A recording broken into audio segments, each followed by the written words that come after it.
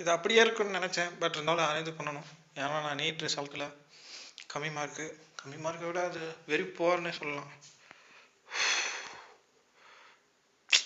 சரி, என்ன நம்மளுக்கு மட்டும் இப்படி நடக்குது அப்படின்னுலாம் இல்லை, நம்ம படிப்புக்கு லாயலாக இல்லை. So that's all. So mark கம்மியானதுக்கு முழுக்க முழுக்க என்னோட காரணம் மட்டும்தான். என் பேரண்ட்ஸும் யார் சுற்றி இருக்கிறவங்க யாருமே அப்படி அதாவது இன்டியூஸ் ஆக மாட்டாங்க நான் மார்க் கம்மியானதுக்கு. முழுக்க முழுக்க நான் மட்டும்தான். ஆக்சுவலாக நான் தான் தப்பு பண்ணேன். ஃப்ரெண்ட்ஸில் போனேன், ஊர் சுற்றினேன், சரியாக கவனிக்கலை. தப்பு பண்ணிட்டேன். அதுக்கு தண்ணி குடிச்சு தான் ஆகணும். அதனால் திரும்பவும் நீட் 2025 ரீரிப்பீட்டடாக மாறிட்டேன். ரீரிப்பீட்டட் ஷிட்ரா. என்ன வாழ்க்கடா இது. திரும்ப ட்ரெயினை பிடிக்கணும், பஸ்ஸை பிடிக்கணும், full model, cumulative, unit test. வெறும் பயாலஜி மட்டும் படித்தா செக்யூர் பண்ண முடியாது. ஒரு நைட்டில் வந்துட்டு எதுவும் ஓவர் கம் பண்ண முடியாது. அது consistency is very important for the யாராக இருந்தாலும் சக்ஸஸ் பண்ணுறாங்க. தப்பு பண்ணிட்டேன். பேரண்ட்ஸை ரொம்ப ஹர்ட் பண்ணிட்டேன். அவங்கக்கிட்ட மார்க் சொன்னாலும் கண்ணில் தண்ணி வந்துடுச்சு அவங்களுக்கு. எனக்கு முடியல.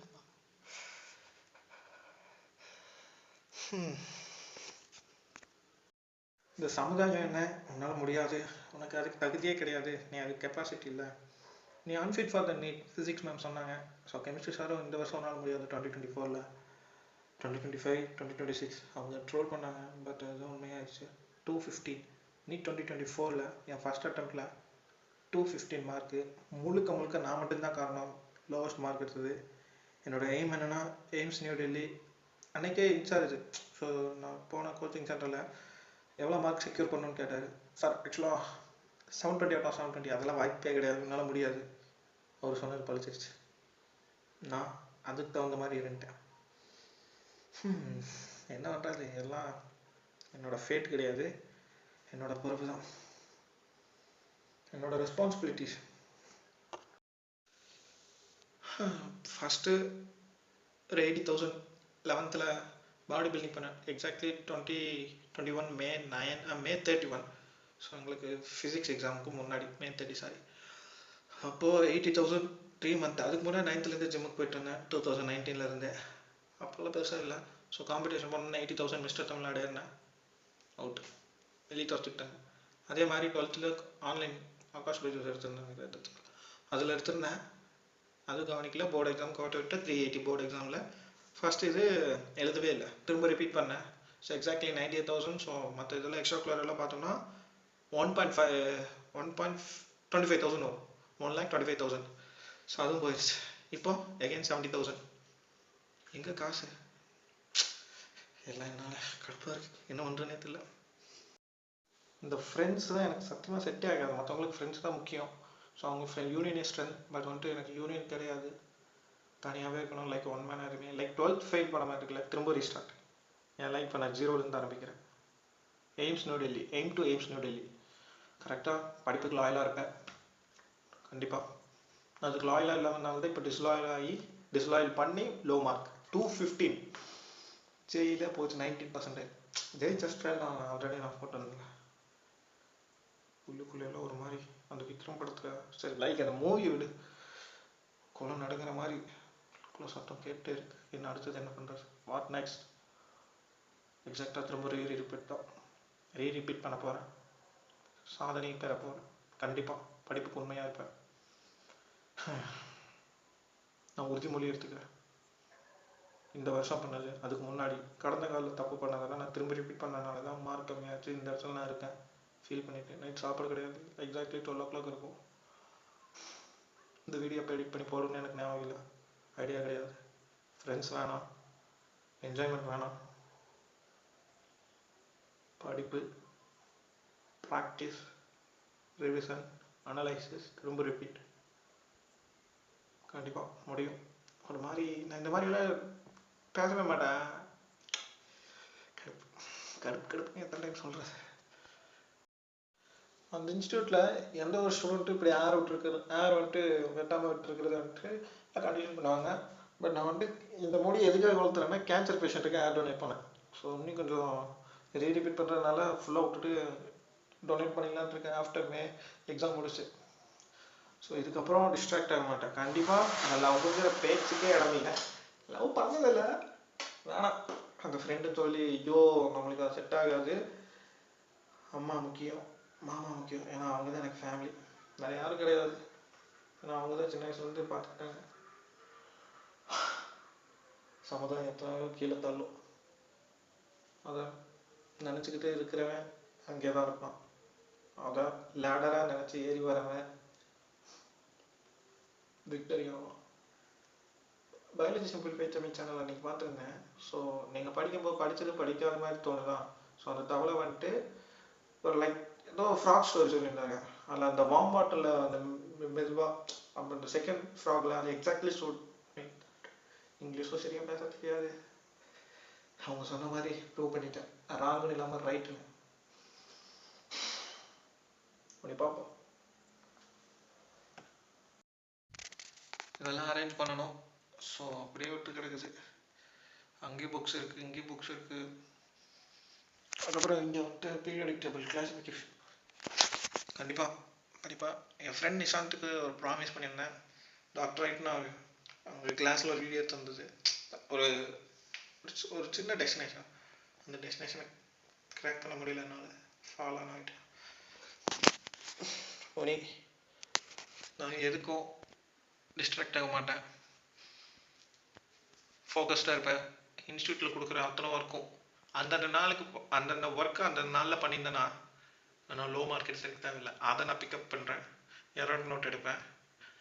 Biology okay, line by line படித்து லெசன் டெஸ்ட்டாக ஃபுல் மாடல் அந்த மாதிரி எழுதிடுவேன். ஃபிசிக்ஸ் அண்ட் கெமிஸ்ட்ரி ஓவரால் படிக்க ஆரம்பிச்சிடுவேன்.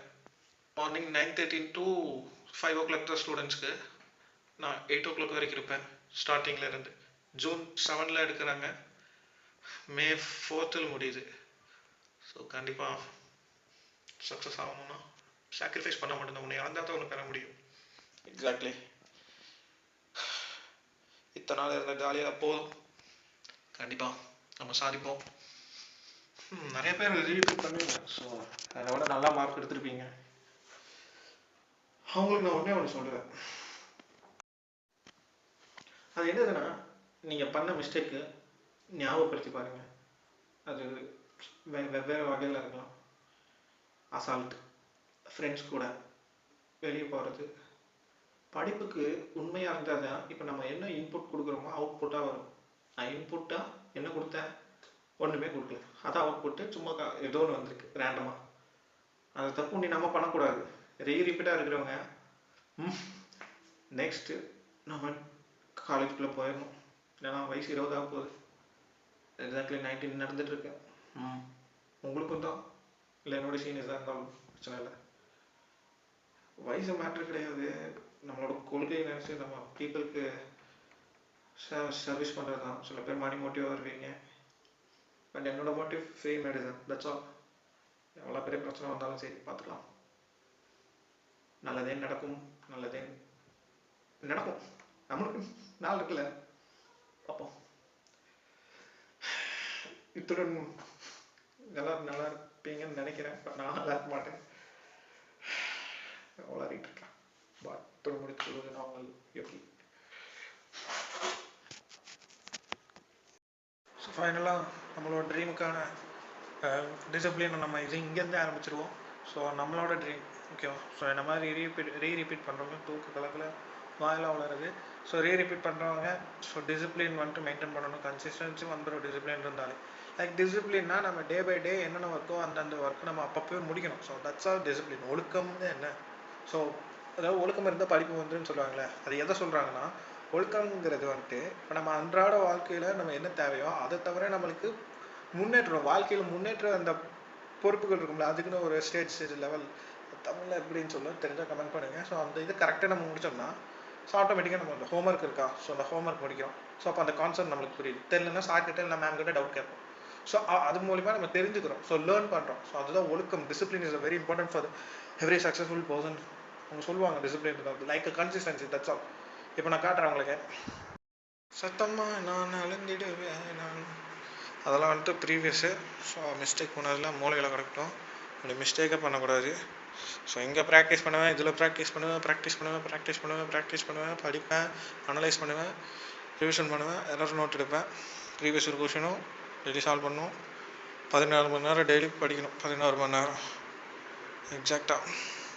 நம்மளால் முடியும். Peace bro. கண்டிப்பாக நம்ம சக்ஸஸ் பண்ணுவோம். That's all. அதுக்கு முன்னாடி நம்மளோட ஆயுர்வேதிக் காட் அலோபதி காட் யாருன்னு தெரியல. ஸோ இந்தியன் மித்தாலஜியில் வந்துட்டு அப்படின்னு கூகுள் அம்மா சொல்கிறாங்க. நம்மளுக்கு ஒரு நல்ல நாள் வருங்க. அது வரைக்கும் நம்ம போராட வேண்டியதான். மிஸ்டேக் பண்ணக்கூடாது. மிஸ்டேக் பண்ணால் தான் வாழ்க்கையில் சுவாரஸ்யமாகவே இருக்கும். ஸோ அதுக்காக தொடர்ந்து மிஸ்டேக் பண்ணோம்னா அதில் பாலத்தில் நம்ம போயிடுவோம். 10ல் 1 தான் இருக்கும். ஸோ அந்த ஆட்டு கூட்டத்தில் எப்படியோ இந்த பிளாக் ஷேப் வாசி. சரி, ஓகே. நல்லதே நடக்கும், நல்லதே நம்பவும், எல்லாம் நல்லா இருப்பீங்கன்னு நினைக்கிறேன். ப்ளீஸ் லவ் ஸ்ப்ரெட் பண்ணுங்கள். அதுக்குமே போய் லவ் ப்ரப்போஸ் பண்ணிடாதீங்க. அன்பை மட்டும்தான். ரொம்ப ஓவராலாக போயிடணும்னு நம்மளுக்கு தான் காயப்படும். தெரியுங்களா உங்களுக்கு?